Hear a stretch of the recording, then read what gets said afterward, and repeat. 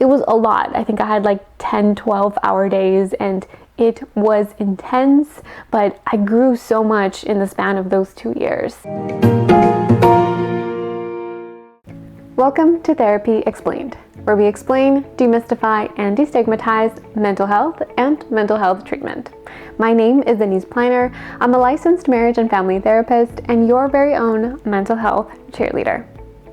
I make videos about all things mental health, so if you don't want to miss one, make sure to subscribe if you haven't already. And if you didn't know, every video also comes with its own cheat sheet that I make available to you on Instagram, so make sure that you're following me there to get access to yours. Today's video is a little bit special because January marks 1 whole year here on YouTube. I was starting to reflect on what an amazing year this was, and first of all, I have to thank you. Thank you for subscribing, for watching the videos. And I know it sounds kind of superficial to be like, yay, 350, subscribers. And I guess that it can be, but the reason that I make these videos is because I genuinely want to make a difference. I really do believe that everyone has a right to free mental health education and information, and that's the mission for this channel. That's what I want to do. And when people watch it, when you comment on it, when you subscribe, it's kind of like a thumbs up of, yes, keep doing this. This is helpful. You're actually making a difference. And that is extremely meaningful to me. So thank you so much for subscribing, for watching, and for anything else that you do to interact with me here. I'm really thankful. It's been a wonderful year. I'm really excited for this coming year.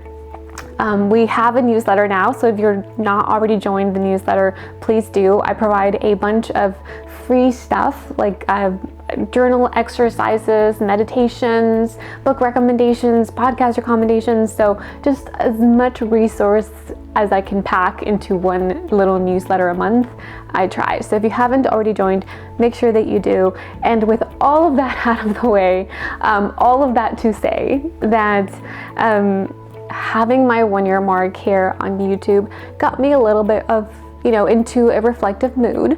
And I started to think about my journey to even becoming a therapist. And then I thought maybe I should share that with you because that has also been quite a journey. So without further ado, let's go ahead and jump into it. So the first part of my journey was trying to figure out that this was actually what I wanted to do. I went into undergrad with a completely different major and I had no idea what I wanted to do for the rest of my life, but I did for sure know that I wanted to dedicate my life to helping people. So the first part of my journey was kind of finding out that becoming a therapist was something that was going to be meaningful to me and that was a really wonderful way to spend the rest of my life. So my first part was going to undergrad, going to UCSB, figuring it all out and finding out who I really wanted to be and what I really wanted to do for a living. After undergrad, I took a year off and then I decided to go to grad school, and I chose a private college here in Pasadena to complete my master's level education. The school that I chose has a lot of emphasis on creating culturally competent therapists. I took a lot of classes that were trauma informed because I did specialize in trauma, but also had that lens of looking at things through, a social justice lens, and how our race, our life experiences, our immigration status affects the way that the world interacts with us and the way that we interact with the world, and therefore our mental health. So I'm really thankful for that journey. I did not have any sort of social life during my 2 years in grad school. It was a lot of work. I was going to school full time. I was working part time, thankfully at school. And then in my last year, which I'll talk about in a little bit, I was also seeing clients. So it was a lot. I think I had like 10, 12-hour days, and it was intense, but I grew so much in the span of those 2 years. And I'm forever thankful for that experience for sure. Seeing my first clients, man, I was so nervous. I just the idea that I was actually going to like be a therapist was crazy to me. I had completed all of my prereq requirements to be able to see my first clients, and I was really excited. And when you are in your last year of grad school, when you're becoming a therapist, you are what is known as a trainee. So like a therapist in training. I didn't really call myself a therapist at that time because I didn't feel comfortable saying it yet. Like, it was my first time being a therapist. So I was just like, I'm a trainee. So I was what is known as an MFD trainee. Now, if you weren't familiar with those letters, it's a marriage and family therapist. And I want to make a whole video on what a marriage and family therapist is. We can absolutely treat individual clients. That's the bulk of my caseload. But we look at things through a relational lens. So everything that we do and when we do therapy is through the lens that we have relationships, and that relationships affect us and our experiences affect our relationships. So anyway, I'll talk a little bit more about that in another video, but at this time, my last year, I saw my first clients. Again, I was going to school full-time and I was working part-time, and I was also seeing clients, and that was scary and exciting. And again, I learned a lot. I was lucky enough to have a wonderful supervisor who really pushed me and not questioned me, but like encouraged me to question what I was doing in the room and what my expectation was of myself and of my client, and how that shapes the session itself. So I did a lot of growing in that time. It wasn't easy, but I thoroughly enjoyed it, and I think it was a very strong basis for the therapist that I eventually became. After my 2.5 years of grad school and my year of seeing clients for the first time, I was finally good to go to graduate and to get my master's degree. Once you get your master's degree, you're not truly quite yet a full-on therapist. So I got my degree, I completed my 1-year training with my clients, my very first clients ever. And then during this time, you're known as what is an associate, so a marriage and family therapist associate. So if you're ever looking for a therapist and you see like an A in the letters that follow their name, it means that they have their master's level education and they've completed their degree and initial training, but we're still required to obtain, at least MFTs, we're required to obtain 3,000 hours of practice. So we have to, or experience, not practice, experience at that point. We have a supervisor a licensed supervisor who helps us with our cases and oversees the work that we do. Sometimes some therapists will choose the kind of supervisor that does the therapy that they want to do. So maybe family or couples or EMDR or something like that. So an associate is still trying to obtain those hours.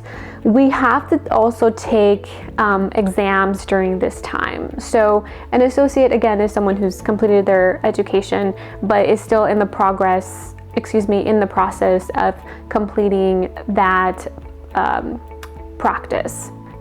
I obtained my 3,000 hours, which roughly was about 2 years of full-time therapy at a community mental health agency. So I worked with children in underrepresented communities and worked closely with the Department of Family and Children Services. So I was not working for the department, but I was helping families who had open cases and needed mental health support during that time. It's extremely stressful on families, on children and parents, and it was really good to feel like I could help someone in a situation like that, which is just incredibly difficult, and anything that I could do to help was very rewarding. So I did that for those hours, and then I moved on to a different job.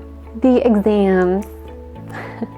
The exams are challenging. So when you first complete your master's level education, after you graduate, you have your first year to complete your law and ethics exam. And this exam is designed to test whether or not you know what the laws and ethics are of the work that we do. So confidentiality, privacy, all the safety issues and safety concerns that might come up in therapy.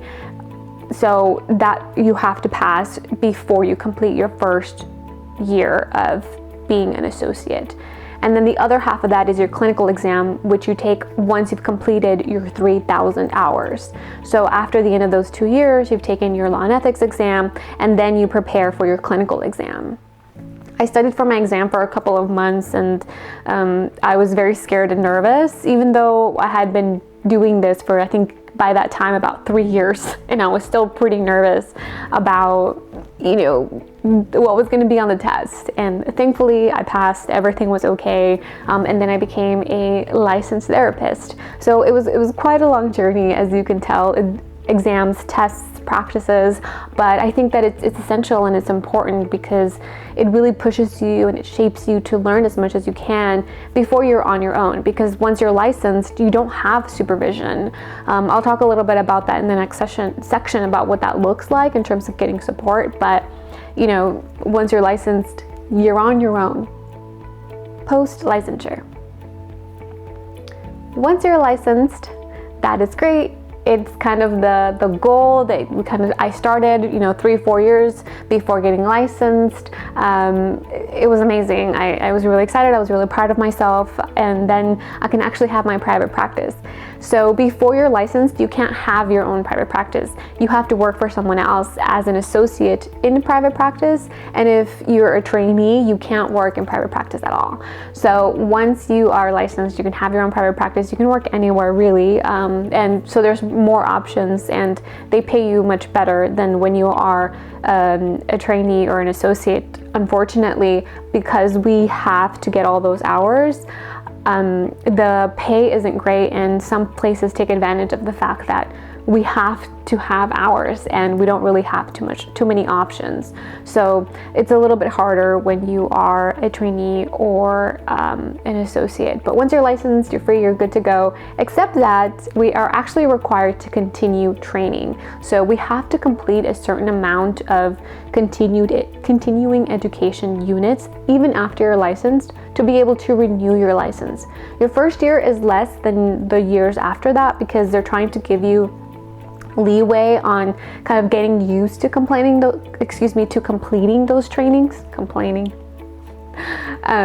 They want to give you time to complete those trainings, and then after that you have to complete more continuing education units to be able to renew your license. So it's never really over, and I like that actually about being a therapist, is that you're encouraged to continue to grow, to continue to learn, to refine your practice. And that's something that happens over time. I've been doing this for a good chunk of years, and there's still so much that I want to learn. There's so many new interventions and types of therapies that are so exciting that I just kind of want to know about. And it never ends, and that's what's so wonderful about this job, is that I'm learning through these trainings, but I actually also learn from my clients, that certain things work and how they can work for different types of clients. So it's been a really wonderful journey, and thankfully, because I'm licensed and I can have my own private practice, it leaves me more time to do really wonderful things like this. So I get to make videos, be on Instagram, do the newsletter, and